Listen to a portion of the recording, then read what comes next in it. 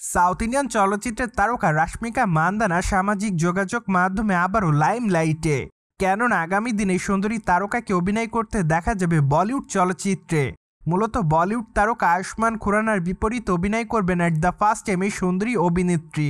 যদিও তাদের আসন্ন চলচ্চিত্রটির নাম হবে থাবা। চলচ্চিত্রটি মূলত হরর এবং রোমান্টিক ঘরানার একটি সিনেমা হবে। এমনকি চলচ্চিত্রটি দেওয়ালি উপলক্ষে গোটা ভারতে মুক্তি দেওয়ার পরিকল্পনা রয়েছে চলচ্চিত্র নির্মাতাদের। তাই তো বলাই বাহুল্য যে চলচ্চিত্রের বর্তমানে শুটিংয়ের কাজ প্রায় শেষের দিকে। ঠিক এই জন্য সম্প্রতি চলচ্চিত্রের টিজার প্রকাশে এনেছে চলচ্চিত্রের নির্মাতা সংশ্লিষ্টরা।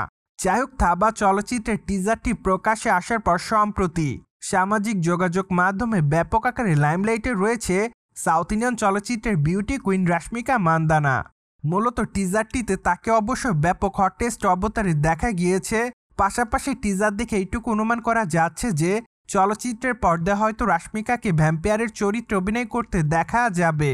এমনকি চলচ্চিত্রের পর্দায় তার সঙ্গে আয়ুষ্মান খুরানার প্রেমের সম্পর্কটি বেশ গভীরই থাকবে।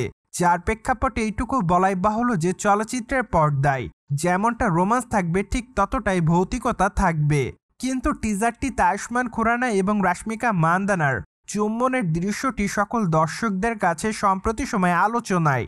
তাই তো বলাই বাহুল্য যে সম্প্রতি সময় তাদের এই চুম্বনের সিকুয়েলটির জন্য তারা রয়েছে দর্শকদের কাছে লাইমলাইটে।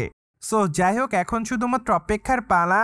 কেননা চলচ্চিত্রটি মুক্তি পাওয়ার পর তাদের এই দৃশ্যটুকু চলচ্চিত্রের পর্দায় থাকে কিনা।